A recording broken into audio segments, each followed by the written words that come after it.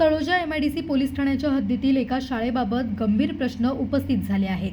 संबंधित शाळेविरुद्ध शिक्षण विभागामार्फत गुन्हा दाखल असल्यास आणि पनवेल महानगरपालिका प्रशासनाने पालकांनी मुलांना शाळेत पाठवू नये अशा आशयाचा इशारा दिला असल्यास त्यानंतरही शाळा सुरू ठेवून नवीन प्रवेश घेतले जात असतील तर प्रशासनाच्या भूमिकेवर प्रश्नचिन्ह निर्माण झाले आहे. सामाजिक कार्यकर्ते शादाब बेग यांनी पालकांना संबंधित शाळेची अधिकृत मान्यता, रिकग्नेशन सर्टिफिकेट, शिक्षण विभागाच्या परवानग्या आणि विद्यार्थ्यांना दिल्या जाणाऱ्या शैक्षणिक कागदपत्रांची वैधता तपासण्याचे आवाहन केले आहे. RTE ॲक्ट 2009 मधील कलम 18 नुसार आवश्यक मान्यतेनुसार शाळा चालवण्यास मनाई असल्याने संबंधित शाळेची सध्याची मान्यता नेमकी कोणत्या आदेशाने आणि कोणत्या कालावधीसाठी आहे याबाबत प्रशासनाने स्पष्टता द्यावी अशी मागणी होत आहे. FIR दाखल असल्यास त्यानंतरही प्रवेश कसे सुरू राहिले असा सवालही उपस्थित करण्यात आला आहे. शाळा बंद करण्याची सूचना आणि दुसरीकडे विद्यार्थ्यांचे प्रवेश सुरू असल्यास नवीन प्रवेशासाठी परवानगी कोणी दिली, पालकांकडून फी स्वीकारण्यास कोणाची मंजुरी होती आणि विद्यार्थ्यांच्या शैक्षणिक कागदपत्रांची वैधता काय आहे याची चौकशी करण्याची मागणी करण्यात आली आहे.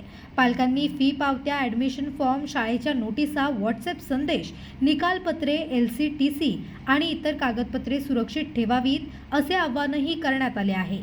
विद्यार्थ्यांचे शैक्षणिक नुकसान होऊ नये यासाठी पनवेल महानगरपालिका शिक्षण विभागाने तातडीने या प्रकरणाची पडताळणी करून आवश्यक पर्यायी व्यवस्था करावी अशी मागणी आता करण्यात आली आहे.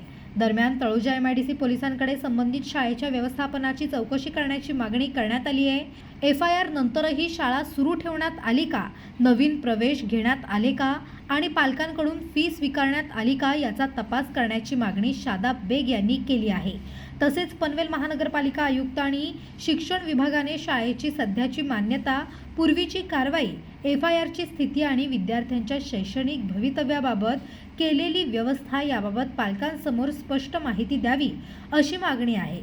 मुलांच्या भवितव्याशी तडजोड नको, प्रशासनाने निष्पक्ष चौकशी करून दोषी आढळणाऱ्यांवर कायद्यानुसार कारवाई करावी अशी भूमिका शादाब बेग यांनी मांडली आहे.